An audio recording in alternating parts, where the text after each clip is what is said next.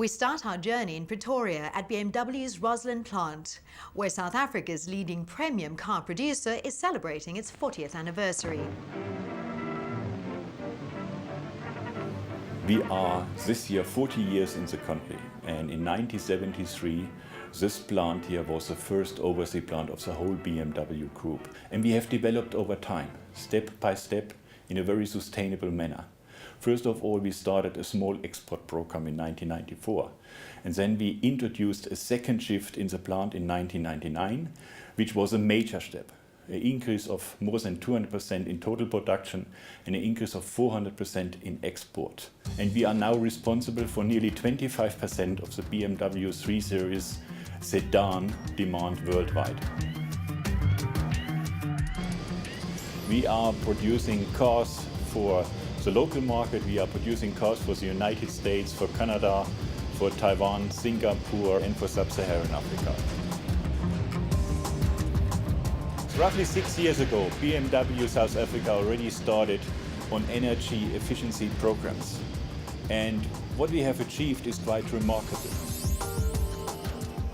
We have reduced the energy for production by 25%. We have reduced the water which we use by 50%. We have reduced the waste which comes out of production by 50% and the carbon emissions by 25%.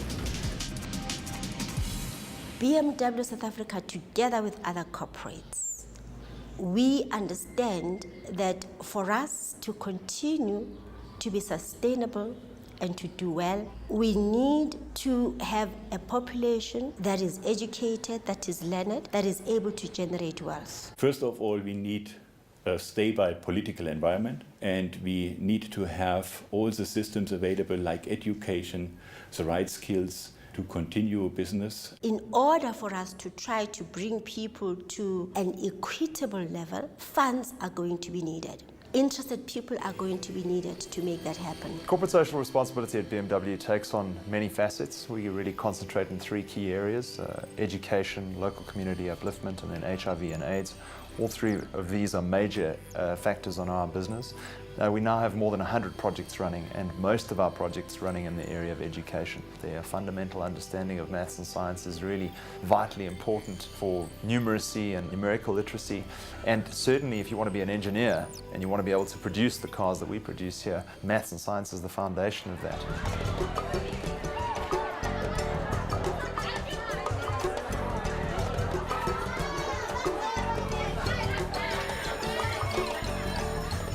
Maths and science is important because it teaches us creative thinking. It allows us to express our viewpoints on our scientific experiments, and it allows for teacher and learner interactions.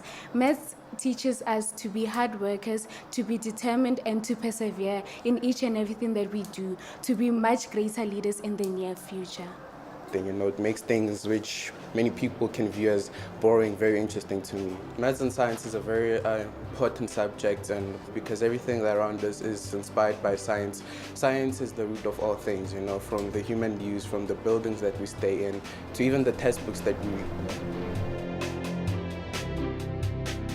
For most of these kids, they normally have to learn about electrical circuits or lenses out of a textbook. However, if you give a child an electrical circuit or a lens to play with, it's very easy through experimentation to see how these things work.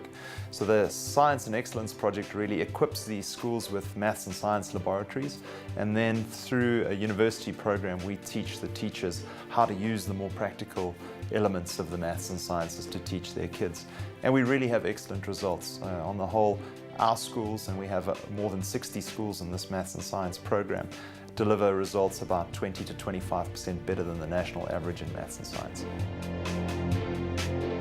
We bring the equipment to the school, we bring the mobile units to the schools, we work together with the curriculum of the schools. We thought that it would be a good thing to have 2 primary schools and 1 high school as a starting point in any area to help the kids to maintain the culture of learning. For me personally, because I want to become a chemical engineer, it helps me with the basic foundations of learning. The people who will build tomorrow's South Africa are in colleges and schools today.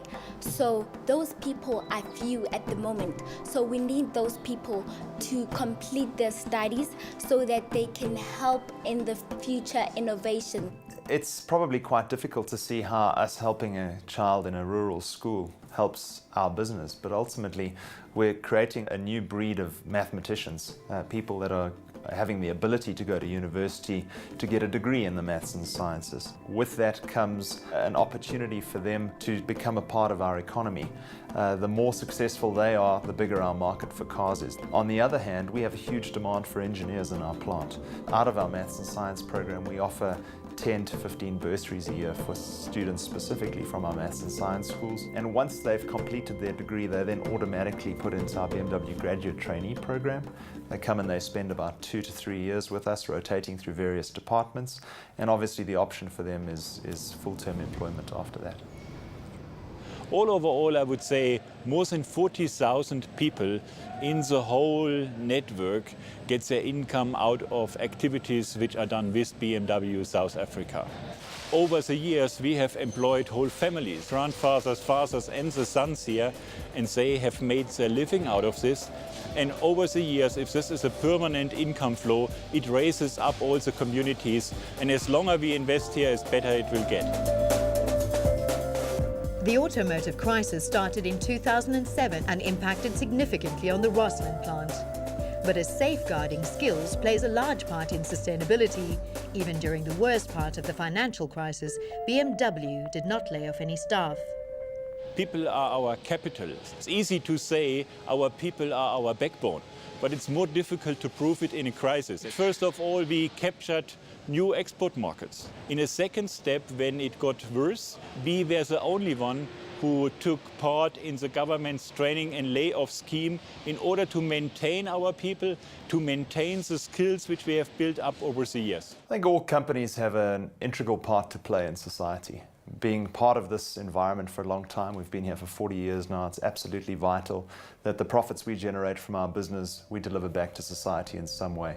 Ultimately, we need to develop society in order to have a future market. Business is about success or it's about profit. And profit is made by people, for people. We take our social responsibility very serious because we believe that this is absolute necessary and that is a way of doing sustainable business all over the world.